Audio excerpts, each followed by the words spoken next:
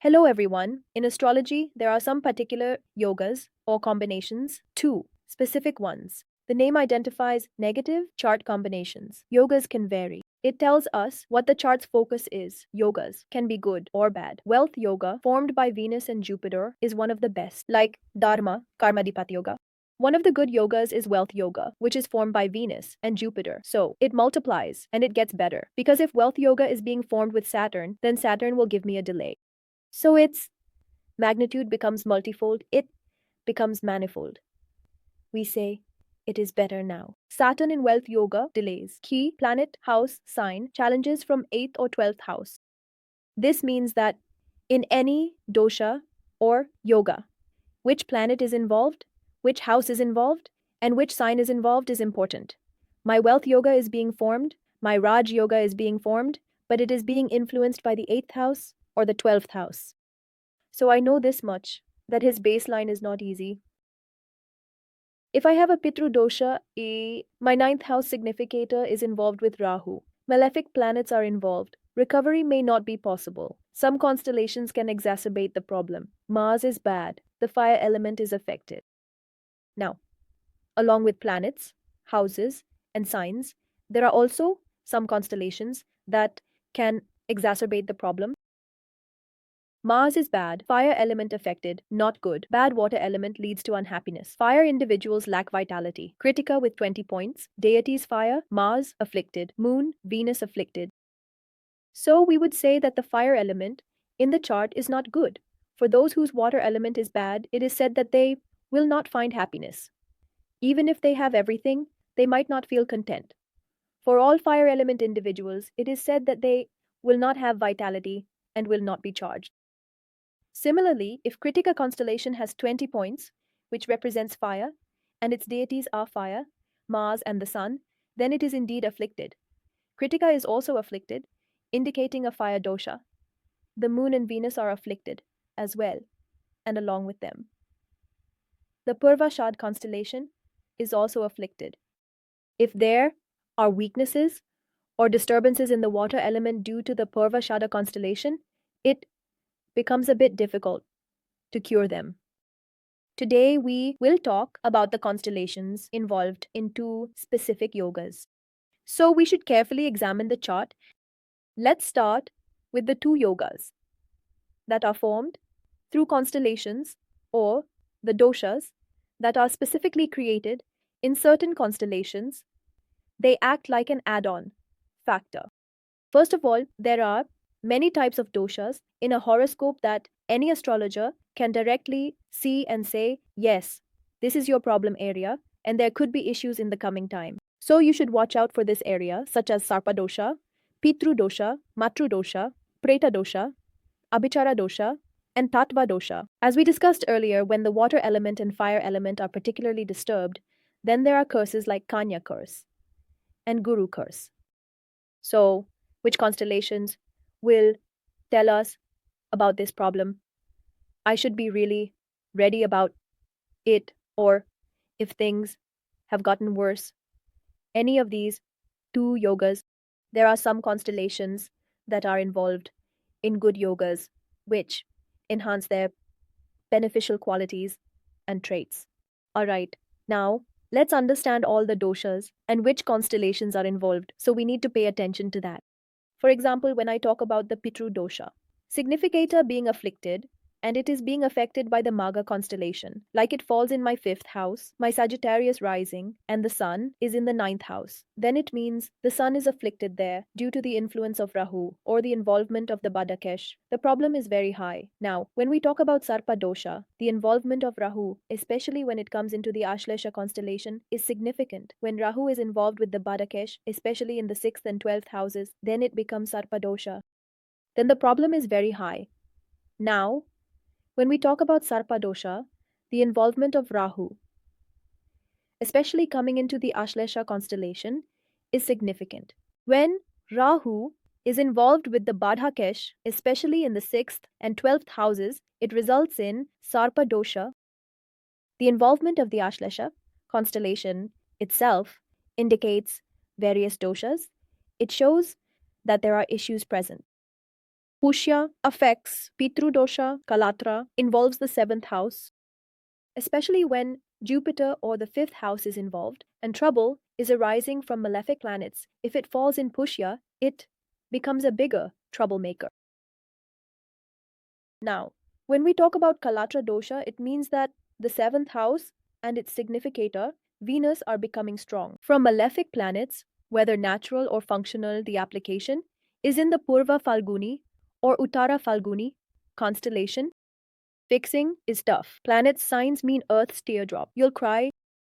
Similarly, when we talk about the significator of planets, any planet in this place in half a constellation, the symbol of the Earth is a teardrop. This means that at some point in your life, you will cry over the significations of that planet. For example, if Mars is involved in Naidida, then it could be due to issues related to brothers, property, or your own body pain. Concerning your physical structure or vitality, you might feel troubled, provided that that planet is also affected. Now our conversation will feel deeper because they make you cry with respect. In the same way, Mula is considered a destructive constellation in itself. Now, the planet that is sitting in Mula and is in the 6th and 12th houses, all the factors that seem to trouble us, like the 6th, 8th, and 12th houses, malefic planets, and then the Mula constellation, again, the intensity of the civilities in fiction is becoming very high. The Shatabisha constellation is considered a karmic constellation. In karmic planets, we know that Rahu, Ketu, Saturn, and retrograde planets indicate what our pending karma is. If their involvement is in the 6th or 12th houses, especially in that direction, or if they are specifically fitted there, then it shows a kind of karmic debt. It shows us which planet is involved, where its lordship is, what its natural significations are. We need to show that. From there, we have come to serve. Even if we fight back, we won't easily find a solution. As I mentioned earlier, Agni Dosha is formed from the Kritika constellation, especially when Mars and Kritika are both selected in the three fixed signs and are in Purvashada, or if Purvashada is selected by itself, then it creates a Jal Dosha. Understand with charts. In this chart, you see the ascendant, the lord of the ascendant, the fifth house, the fifth lord, and the ninth house, all of them. But Rahu has control. At least Rahu is placed in my ninth house, and it is in the Maga constellation, which is my sign. It's not in a very pleasing house or sign either. For this chart, the Bhadakesh is Mercury, which is placed with the significator Sun, and it is also the lord of the ninth house. So when I talk about Pitru Dosha, in the Maga constellation, the affliction and suffering of my significator house and its lord, this means that when it comes to taking remedy, they will not get relief. They have got Pitru Dosha Shanti done many times, but either marriages do not take place in their house, or if they do take place, they break. Or if they do, there are no children.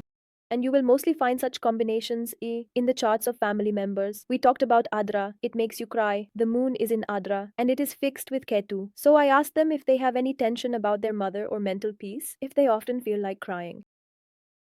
So I asked them if they have any tension regarding their mother or mental peace. You like to cry out? They told me that I tried really hard to leave immediately, but it never worked out for me. In fact, I can't sleep at night. In a way, this is Sumya's our problem. Sometimes I wake up at night and cry when alone. It's that 12th load. We're talking about immediate issues. And this native confirmed to me that they feel like crying in the half constellation. But you see, the ascendant lord is very strong on its own. 2. If there are benefits with the pen, then admit. For them, this makes it a little difficult to speak. They can't quickly express their problems. This is a very interesting chart. In this, the 7 flawed significator winners are both in the 2 axes of Rahu and Saturn, and Rahu are the 2 goat planets in the Pova Falguni constellation. Saturn, Rahu, unmarried, relations broke. There is Saturn in one, and there is Rahu in one. They haven't married either. There have been many broken relationships. In relationships, there has never been a feeling of contentment, satisfaction, or fun. In fact, now they have given up on managing relationships altogether. In fact, they have now given up on managing relationships altogether. For me. So, the point in the note, when our house, the lord of the house, and the significator are affected, and the Purva or Uttara Falguni constellation impacts relationships, the loss from the Kalatra Dosh acts as an add on factor. You see, our Mool Nakshatra is self destructive. Whatever planet comes into it, its significator elements get destroyed. Venus is in the sixth house in the fiery sign of Jaligraha, which is also its death inducing position, and in the chart of the Kal Purush as well. They are considered lowly here. They are in a sinful position, not in a very favorable place. On top of that, their placement is in the Mool Nakshatra, which signifies the winners in relationships, along with the goals of awareness and expression. They haven't married yet, and the main reason for this is that she can't connect with anyone quickly. I had also asked them about the lot of winners, which is the 4th and 11th. They mentioned that there are no issues or conflicts from the mother's side or with elder siblings. But she lives away from her home, well, for doing the job. He has not come under spoiled significance, not getting meant because she can't choose someone quickly, can't connect with anyone, and doesn't trust anyone easily. So, next time when you see any good or bad yoga formation, some faults are created and there are some good yogas forming. Which planet is going to create that? Which house is it? Which sign is it? And which constellation is it? You must definitely take a look. Thank you so much.